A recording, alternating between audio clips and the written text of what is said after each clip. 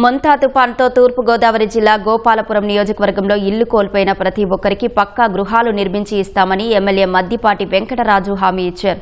పెద్దాపురంలో నీట మునిగిన కాలనీలను ఎమ్మెల్యే పరిశీలించారు. వరద బాధితులకు ధైర్యం చెప్పారు. వసతులు సమకూరే వరకు భోజనాలు అందిస్తామన్నారు.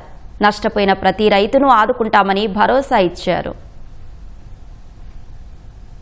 మోంతా తుఫాను తీరం దాటిన తర్వాత కూడా ఈ తెల్లవారుజామున కుండపోత వాన వల్ల గోపాలపురం నియోజకవర్గ 4 మండలాల పరిధిలో కొన్ని గ్రామాలు నీట మునిగాయి. అయితే గతంలో కూడా తీసుకున్న కొన్ని చర్యల వల్ల చంద్రబాబు నాయుడు గారు అభివృద్ధిలో భాగంగా ఇచ్చిన కొన్ని నిధుల వల్ల దేవరపల్లి వరకు చేసిన అభివృద్ధి పనుల వల్ల అత్యధిక వర్షపాతం అక్కడ పడ్డప్పటికీ ఆ టౌన్ లో ఎలాంటి ముంపు లేకుండా కాపాడుకోగలిగాం. అయినప్పటికీ గతంలో పరిపాలించిన పాలకులు పంట కాలువలు కావచ్చు పూడుకు తీతలు తీగిపోవడం అదంతా పూర్తిగా పేరుకుపోవడం వలన ఈ రోజున ఇలా అకాల వర్షం కుండపోత వాన వచ్చినప్పుడు ఇలాంటి ప్రకృతి విపత్తి సందర్భంలో చాలా ఇళ్లు నీట మునిగిపోయినాయి.